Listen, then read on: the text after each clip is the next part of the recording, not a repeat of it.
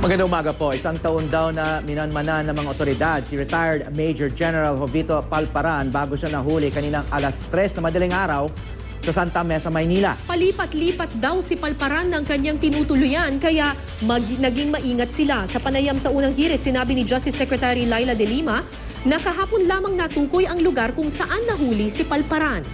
Magdamag itong binantayan ng mga tauhan ng AFP at NBI at nang makasiguro na sila, sinalakay na nila ang bahay.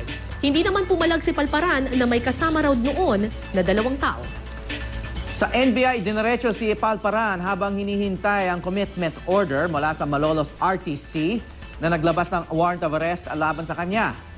Kaugnay ito ng kasong kidnapping at serious illegal detention dahil sa pagdukot umano sa mga UP student na sina Sherlyn Cadapan at Karen Empeño sa Hagonoy, Bulacan noong June 26, 2006.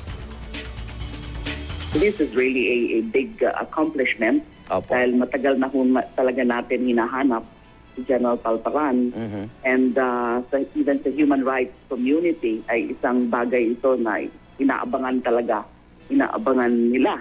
Opo. No, para naman harapin na niya